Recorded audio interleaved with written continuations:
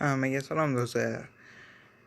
Parrots TV uz kanaliga xush kelibsizlar do'stlar. Albatta bugungi videomizda bundan 3 yil oldin chiqargan videolarimda juda ham ko'p berilgan savollarga yana boshqatdan yaxshiroq javob berib o'tishga harakat qilaman do'stlar.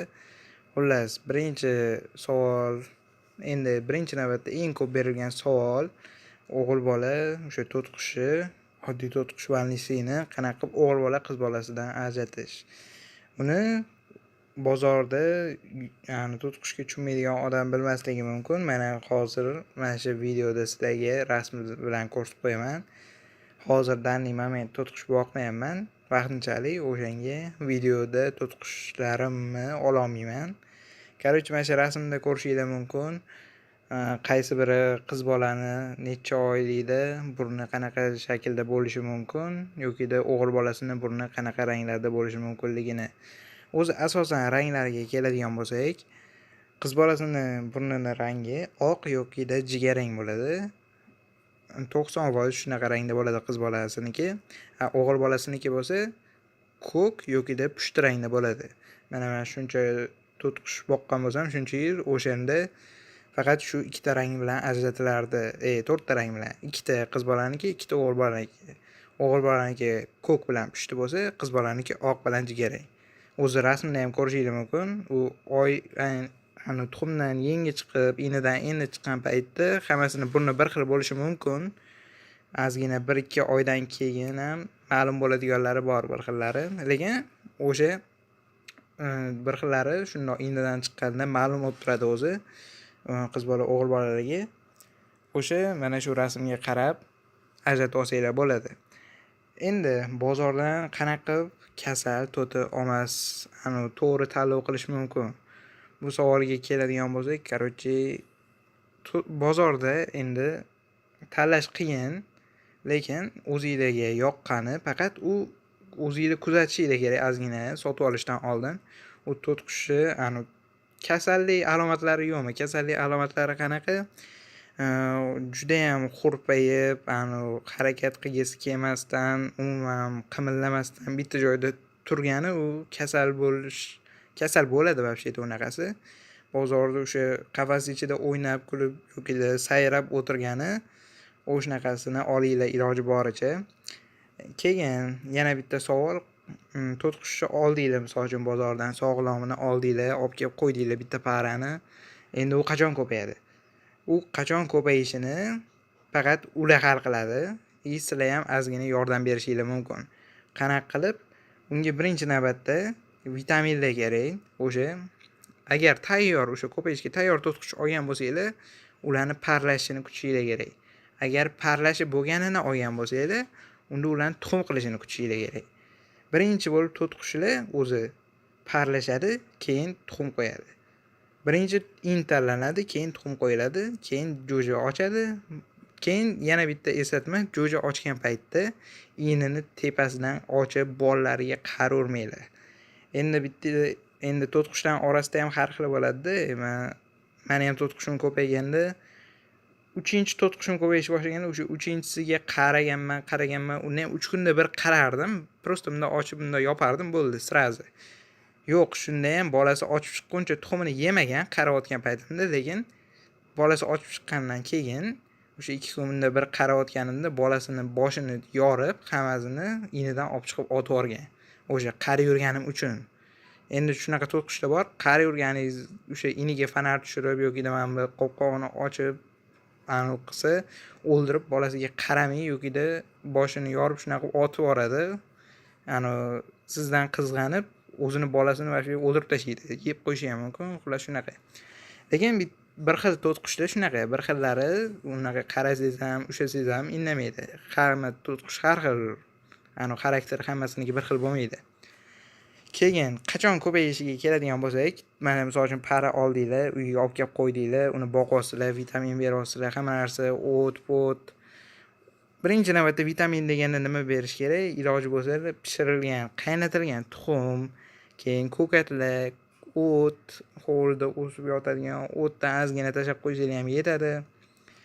Endi 2 dona to'tiqushni ko'payishi sal qiyinroq. Nimaga? Chunki u kam harakat bo'ladi. Uyda 2 dona qapasda 2 dona turgandan keyin ular bir-biriga sayrash qiyin masala. O'shanga ko'proq boqishinglarni maslahat beraman. Agar ko'paytirmoqchi bo'lsanglar, misol uchun 3 parmi, 4 parmi boqsanglar, ana o'shanda ular bir-biri bilan endi ko'pchilik bo'lgandan keyin u yerda harakat bo'ladi. Misol uchun bittasi borib ovqat yesa, qolganlarini ham yegisi kelib, o'sha narsani yeydi. 2 dona to'tiqushga bundoq olma tashlasanglar yokida qaynatilgan tuxum tashlasanglar, uni yegisi kelmaydi. Unda borib bitta tishlaydi, orqasiga qaytib ketadi. Uncha qiziqmaydi. Yokida umuman tegmasligi ham mumkin.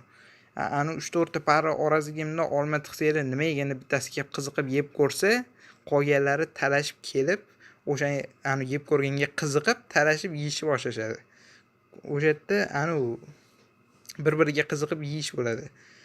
O'shaning uchun to'tiqush par boqqandan ko'ra, gala qilib boqsanglar ko'proq va tezroq ko'payish bo'ladi.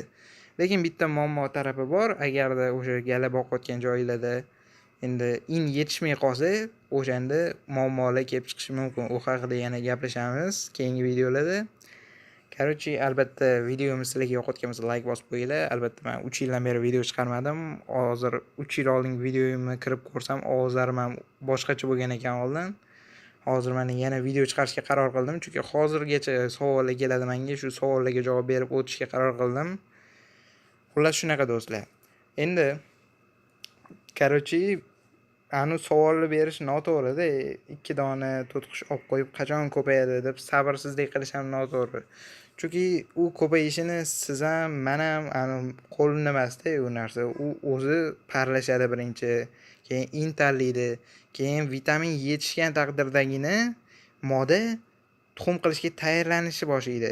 Ini tayyor bo'lgandan keyin nar o'sha moda bilan birga tuxum qo'yib, uni galma-galdan bosib, endi nar bosmaydi, moda bosadi. Valnisida shunaqa, lekin boshqa to'tiqushda galma-galdan bosadi. Xullas, nar polni ovqat bilan boqadi modani. Moda deyarli bu yoqqa chiqmaydi. Bir chiqib, qanotini yozib olishi mumkin, lekin uncha-muncha chiqmaydi.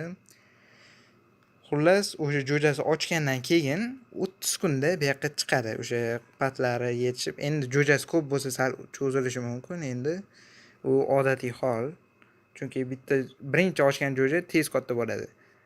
Eng oxirgi ochgan jo'ja eng sekin katta bo'ladigan jo'ja bo'ladi. Даже bolasi katta bo'lmasdan oldin ham tuxum qo'yib yuborishi mumkin. Menda ham shunaqasi bo'lgan. U payt nima qilish kerak? U payt iloji bo'lsa tuxumni baribir ochmaydi menimcha. Chunki o'sha birinchi qo'ygan tuxumi menigida ochmagan menimcha. Chunki o'sha bolalari ichiga kirib o'ynab tapir-tupur qilaverardi o'sha tuxum qiladigan inning ichida. U tuxum qimillab ketsa, tuxum ochmaydi. O'zingizlar ham bilsanglar kerak. O'sha tovuqni tuxumini ham ko'paytirmoqchi bo'lsa, qimillatmasdan olishadi. Xolodilnikka qo'yishmaydi, shunaqa narsalar. O'sha bolalarini agar bu yoqqa chiqib, o'zi ovqat yeya olayotganini ko'rayotgan bo'lsanglar, bolalarini o'sha ota-onasi chiqishtirmayaptimi, o'sha u qapasdan olib qo'yishinglarni maslahat beraman, agarda par qilib boqayotgan bo'lsanglar. Bo'lmasam gala joyda u bolalari endi bitta xonada boqsanglar, misol uchun tuxum qiladigan ini, u tepada bo'lishi mumkin xonani. O'tdan bolasi tushib ketib qolishi mumkin yerga. Shunaqa narsalarga qarab turishinglar kerak, chunki hali bola yetilmasdan turib yerga tushib ketib qolsa, uni onasi o'sha yerdan topib ovqat bera oladimi, yo'qmi? O'shani ham qarab turish kerak o'shanga ham. Короче, iloji boricha pastroqlarga joylashtirishinglarni maslahat beraman, chunki tepadan tushib ham o'lib qolishi mumkin, tepa bo'lsa ini. Xullas shunaqa. Do'stlar, albatta bu videomiz sizlarga yoqqan bo'lsa, like bosib qo'yinglar. Kanalimizga obuna bo'lmagan bo'lsanglar, obuna bo'lib qo'yinglar. Bilaman 90% odam obuna bo'lmasdan ko'rgan oldin videolarimni. Mana hozir yana yangi video chiqaryapman. Shu savollar yig'ilib ketgan ekan. Iloji boricha bir nechta savolga javob berdim deb o'ylayman. Albatta, keyingi videolarda ko'rishguncha xayr. Yana savolinglar yoki qanaqadir qiziqqan narsanglar yoki nimadir bo'layotgan bo'lsa, yozinglar albatta. Men albatta hamma kommentariyalarga javob yozib chiqishga harakat qilaman do'stlar. Albatta. Xullas, xayr. Keyingi videogacha sog' bo'linglar.